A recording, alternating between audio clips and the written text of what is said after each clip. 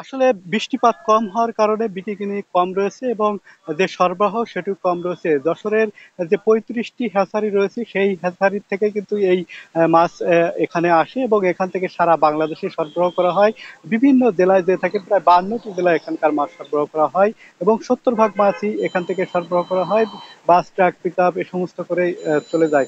কিন্তু এবছর বৃষ্টিপাত কম হওয়ার কারণে বিকিকিনি আমরা দেখছি যেমন কম রয়েছে, তবে উৎপাদনও কম রয়েছে। কারণ কিছুদিন আগে জানেন যে অতিরিক্ত তাপদাহের কারণে কিন্তু এই যে পোনা সেটি উৎপাদন কম হয়েছে এবং বাজারে আমরা দেখছি যে বিক্রি কম রয়েছে। তবে যে পোনা রয়েছে, যারা চাষি রয়েছেন, আহ, তারা বলছেন যে অন্য বছরের তুলনায় এবছর দামটি বেশি রয়েছে। কারণ যেহেতু তারা বিভিন্ন পুকুরে নিয়ে যাচ্ছেন এখান থেকে, সেক্ষেত্রে মাছটির দাম, যদি আমি একটু বলে রাখি যে আজকের বাজারে আমরা দেখেছি যে কই মাছ বিশেষ করে ৮০০ টাকা হাজার বিক্রি হচ্ছে এবং শিং মাছ ১ টাকা থেকে ৩ টাকা পর্যন্ত বিক্রি হচ্ছে।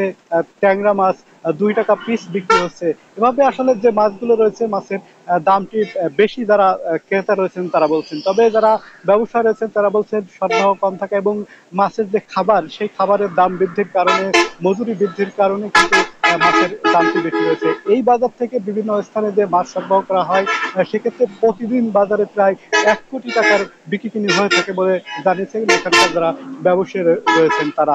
তারা বলছেন যে বৃষ্টিপাত যদি হয় এবং মাছের চাহিদা আরো বাড়লে এই বিক্রি প্রতিদিন প্রায় ২ কোটি টাকার বিক্রি এখান থেকে হবে।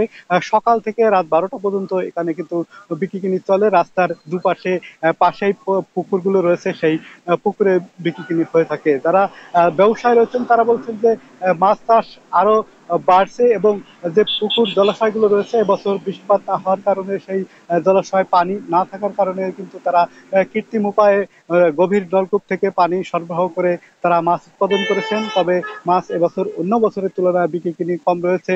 সে কারণে মাছের যে ঘাটতি সেটি হতে পারে। যারা মৎস্য কর্মকর্তা রয়েছেন তারা বলছেন যে এই যে বৃষ্টিপাত না হওয়ার কারণে মাছের সরবরাহ কম হওয়ার কারণে মাছের যে ঘাটতি সেটি কিন্তু হতে পারে। যদিও এই জেলার যে মাছ সেটি ঘাটতি হয় না, উদ্বৃত্ত সারা বাংলাদেশের বিভিন্ন জেলায় পাঠানো হয়। সেক্ষেত্রে কিন্তু এই মাছের সরবরাহটা কম হতে পারে।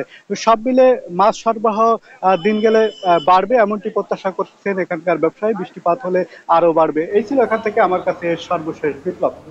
জি রিপন, যশোরের চাঁচড়া মৎস্যপল্লী থেকে মাছের রেণু এবং পোনার বিকিকিনি নিয়ে জানছিলাম। সহকর্মী রিপন হোসেন আমাদের সঙ্গে যুক্ত ছিলেন। এখন যে সময় হলো আরেকটি ছোট্ট বিরতির, ফিরে আসছে একটু পরে।